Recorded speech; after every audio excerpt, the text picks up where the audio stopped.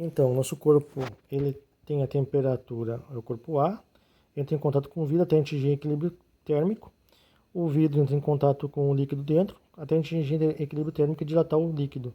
Então, A em contato com B, B em contato com C, os três estão em equilíbrio térmico. Então, essa é a lei zero da termodinâmica. Boyle foi um dos primeiros a fazer avaliações que são muito importantes para a química e para a ciência como modo geral. O que o Boyle fez?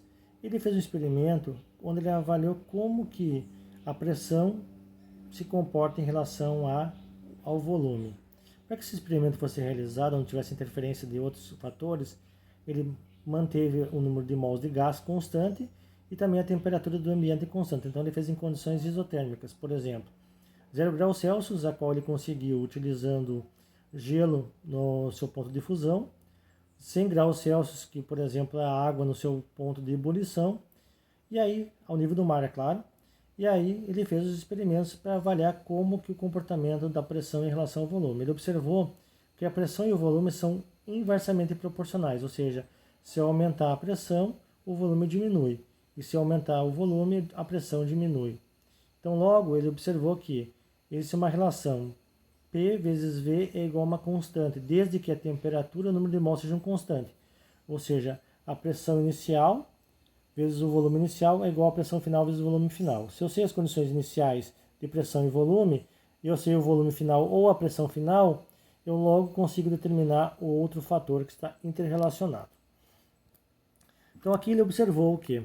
Para que esse experimento fosse feito, ele colocou um gás, adicionou pesos em cima, os quais exercem pressão, e observou o seguinte: quando a pressão é igual a 10 pascal, o volume é 1. Quando a pressão aumenta para 20 pascal, o volume é V1 sobre 2, ou seja, 1 meio.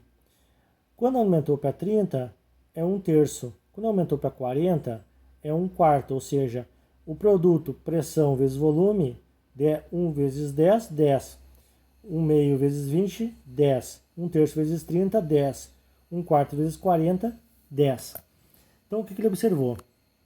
Que existe uma relação inversamente proporcional entre pressão e volume. Então, um gráfico de pressão e volume, eu observo que cada parábola, se uma parábola dessas, eu tenho uma isoterma, uma condição de temperatura diferente. Então, nesse gráfico aqui, eu vou observar primeiro aqui, esse pontinho aqui.